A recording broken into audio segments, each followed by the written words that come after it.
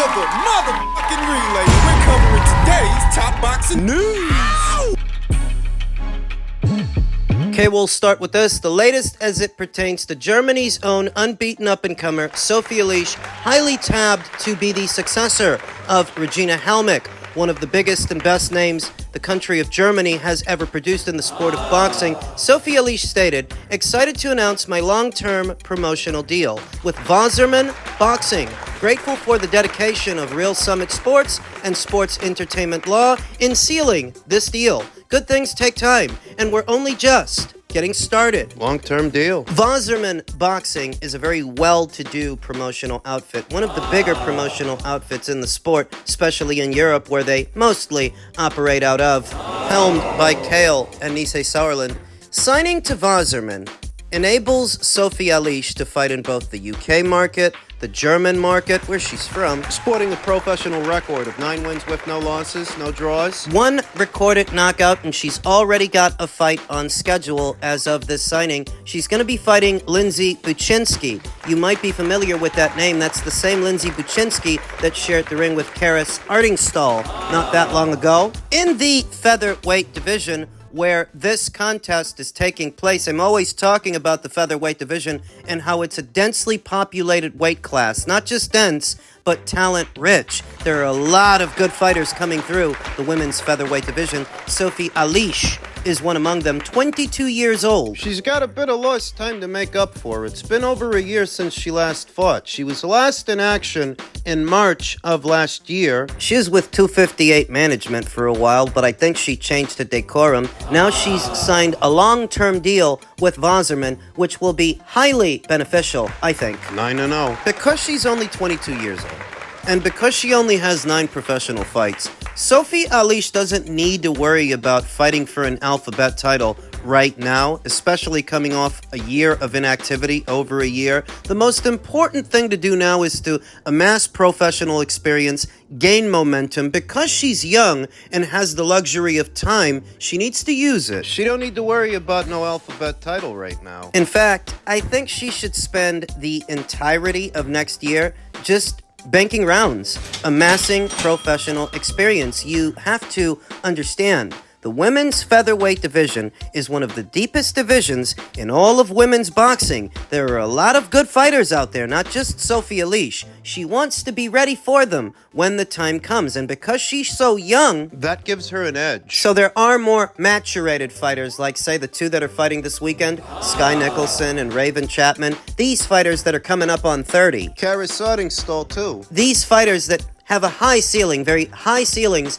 and are supremely talented, well-schooled amateurs. Sophie has an edge over them because she's a lot younger than they are. She doesn't have to be in a hurry. She doesn't have to hit the ground running. She can actually take her time so that by the time she's ready to fight for a title, she's not just ready to fight for it, she's ready to win it. She's ready to defend it. Sie ist eine gute Kämpferin. What? She's a good fighter. Very good fighter. Sophie Alisch is best described as a mid-range fighter. I want to say she's a mid-range fighter, very fast, very twitchy, herky-jerky. Not necessarily big on power, but big on speed, very quick. Good combinations, but there's a lot more work needs doing, especially since she's coming off over a year of inactivity. She has to make up for lost time. Thankfully, she has the time to do it. She's only 22. She's got to build herself back up. This fight with Lindsey Buczynski is a 6-rounder, and Sophie needs more time to fight in those 6-rounders, those 8-rounders, those subsequent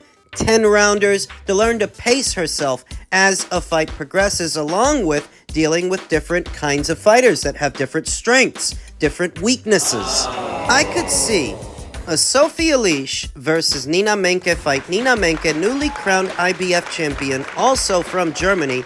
I could see a fight like that taking place maybe in a year's time. Maybe. That's if the winner of this weekend's fight doesn't get to Nina first. Whoever wins, they're going to be looking to unify.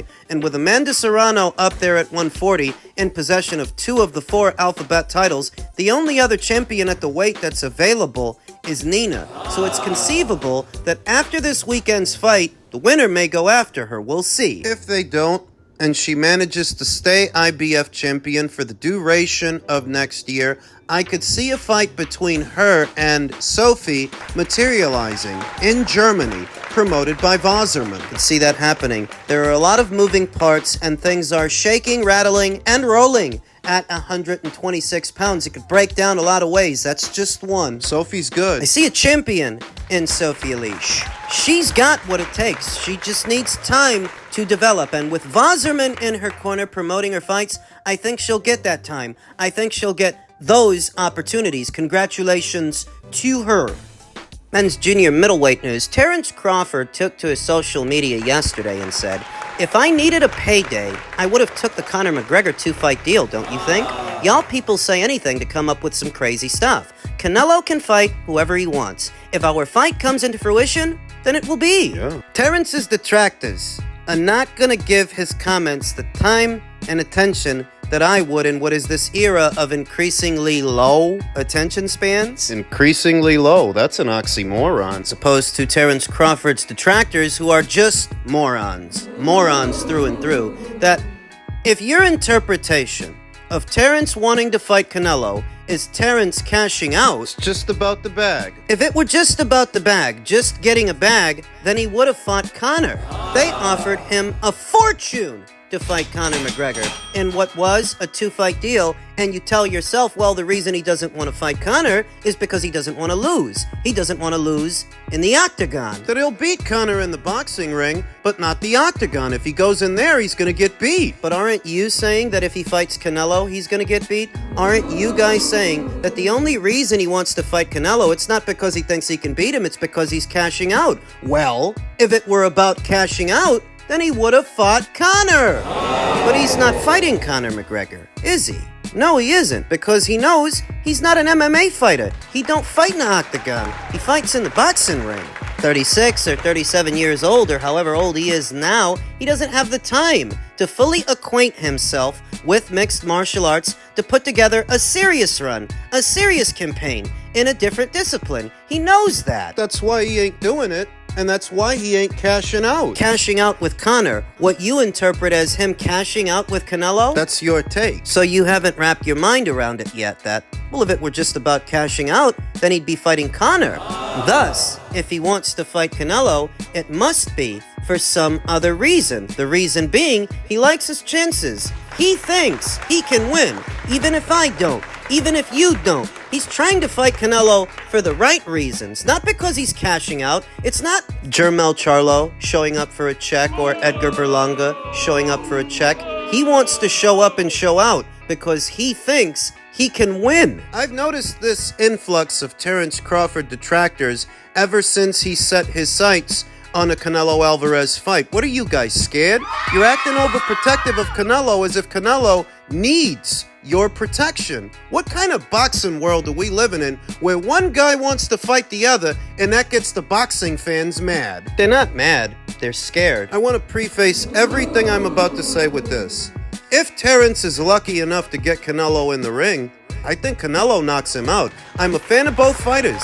I'm a fan of Terence, and I'm a fan of Canelo. But if they make that fight, I think Canelo wins that fight. I think he stops Terence. So now that we've gotten that out of the way, it seems to me that a lot of these Canelo Alvarez fans, these Canelo Alvarez stans, they're scared. I think they're scared. They're afraid Terence might win. That's why they're having this adverse reaction to Terence pursuing Canelo, all of a sudden tearing Terence Crawford down, accusing him of cashing out, clout chasing Canelo. He wants to fight him. It's not clout chasing if you actually want the fight. It's clout chasing when you don't really want the fight, but you make like you do, so the journos will write articles about you. It's clout chasing when you're using someone else's name to keep your own name out there. That's not what Terence is doing. He wants the Canelo fight. I think he gets his ass kicked, but he still wants it. It's your funeral. That ain't clout chasing. This has to be, by and large, the most bizarre, the most morbid era of boxing I've ever seen, where the boxing fans are so fanatical, they don't even want the boxers to box. So then what do you want Canelo to do?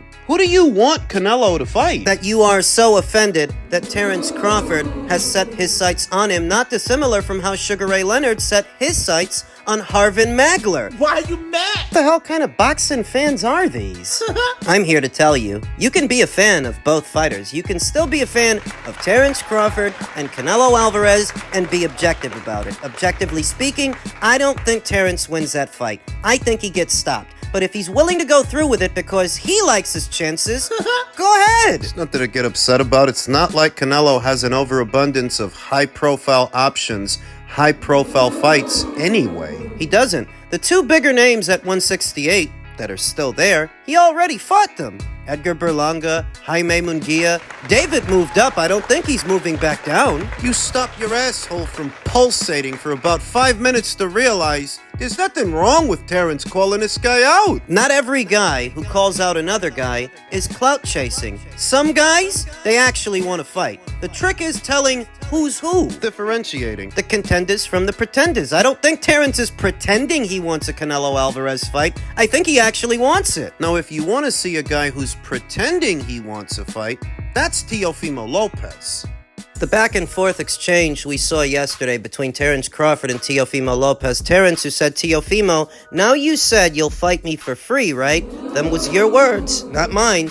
To which Teofimo responded, absolutely. What I said remains. Like I told you before, in front of you. The whole world needs to watch me beat you, not just word of mouth. Brody, the whole world watched you barely scrape by Jermaine Ortiz. Who do you expect to believe you beat Terence Crawford? To which Terence responded, what's the location? You're doing too much talking. I'm here to see something. Yo daddy said you hit hard without the gloves. I'm trying to find out. You don't deserve to share the ring with greatness. All you deserve is a good old-fashioned ass whooping, so I can teach you. Teofimo said I'm at the grocery store, buying some bananas. I sense some underground boxing coming soon. To which Terence responded, what store? I'm in your city. To which Teofimo responded, Vegas is not my city. Also, are you ready to fight February of next year? To which Terence responded, you live right here, right? Let me see what kind of bananas you've got over there. Nah, old head, responded Teofimo. Enough games. Are we lacing up to fight? The people want to see you put me on a stretcher. So what are we doing? February 2025? Turkey LL Sheik? He tagged Turkey. To which Terence replied, I can do that right now. Is that what they want to see? You and your daddy? To which Teofimo, for some reason, responded with a gif of Gervonta Davis. That was cringe. Terence replied, where are you at? Let's talk it out, Teofimo. To which Teofimo responded, first off, I ain't no Diddy over here. Secondly, you only want to fight in the streets because you don't want no one to see me beat you. Crawford versus Lopez is the modern era of Sugar Ray Leonard versus Roberto Duran. Let me stop you right there, buddy. You ain't no Roberto Duran. You're not that guy, pal. Trust me. You're not that guy. Nope. Ishe Smith, like many of us, saw the back and forth exchange play out, and he said that monkey shit and banana references are gonna get that man messed up one day. Don't know why these cats be thinking this shit is so sweet on social media. Some real guys don't play that shit. So when Teofimo was advocating for the Vasyl-Lomachenko fight many years ago, you didn't see him getting racial or bigoted about it, did you? I mean, this is why I'm convinced he's a bigot. This is why I'm convinced he's saying things with his outside voice that for a long time he's been saying with his inside voice. That there were no references to Ritz crackers. Right. He didn't stoop that low with Vasyl-Lomachenko, but with Terence Crawford, he goes in that direction because that's how he really feels. He's a bigot. Saw fellow content creator and Najee say, facts, don't give him no fight. If people can start saying racist shit to get fights, everyone's gonna be doing that post shit. And that's the thing. The energy that I have for Teofimo, I keep for anyone, everyone who decides to go in that direction because that's really not necessary. This weekend, you have two unbeaten champions, two quality operators that aren't much for mincing words, making a fortune to face each other without these kinds of shenanigans. So what Teofimo is doing, he's doing because he wants to do it, because that's who he is. It's not necessary. This tired old trope that you have to use racial tension to sell a fight? I mean, for starters, I don't even really think he wants the fight. He's talking about February of next year. You're gonna dictate terms to Terence Crawford when you guys are supposed to fight? Huh? He's entitled. I told you before, the reason Teofimo has this attitude towards black fighters because that's who he has an attitude with. Whether it's Shakur, or Devin, or Terrence, is because underneath it all, he is a bigot. He is a racist. He thinks he's better, or he's supposed to be perceived as better, just because. Thinks he's prettier. The ass whooping that George Kambosos put on you wasn't nothing pretty about that. When Ryan Garcia let go of that racist tirade, it opened the door for clout chasers like Teofimo. He thinks he's a trendsetter when all he's doing is borrowing cues from everybody else. You think you started that undisputed trend? Terrence Crawford and Usyk went undisputed before you. Think you started this bigoted trend, this openly racist trend. No, you're borrowing cues from Ryan, because Ryan did it. Oddly enough, he was a lot more passive, a lot more willing to compromise when he was questioned about it by Cameron Giles, by Mason Betta, so that he can get a little somewhere else and start shooting off at the mouth again. Knowing how these comments would be interpreted, knowing how they would be received and how he would be viewed, he said them anyway because he's so ballsy. It's not ballsy enough to spar Terrence Crawford now. Just the other day, you told the world that you'd fight him for free. So why didn't you take his invitation to spar? Because he's full of shit and his word don't mean nothing. Like a lot of these youngsters in this modern day and age who say what they say just for a reaction. They don't even stand on what they say. Coward. And he ain't even for real. He's not for real about fighting Terrence. He just wants to look like he's for real, to distract people from him ducking Brian Norman. Can't stand a little tweaker kid, the little crack baby, because that's what Teofimo is.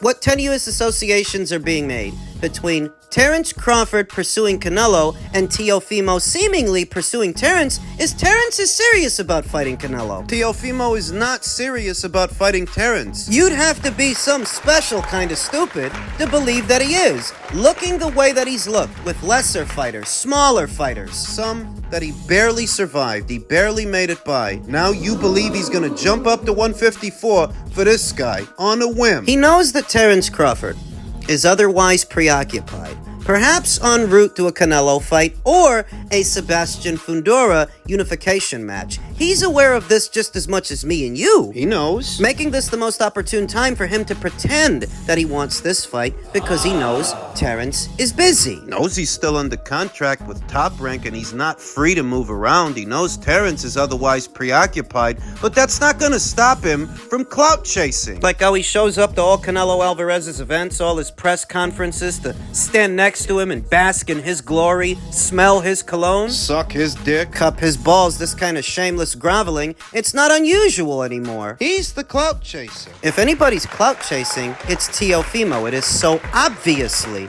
Teofimo. You have to ignore a lot, a whole lot, to believe this little tweaker. Resorting to calling people monkeys was the only way for you to advocate for this fight? That's all you could come up with? No, you just did that to create a controversy, to create a stir. Little shit stain.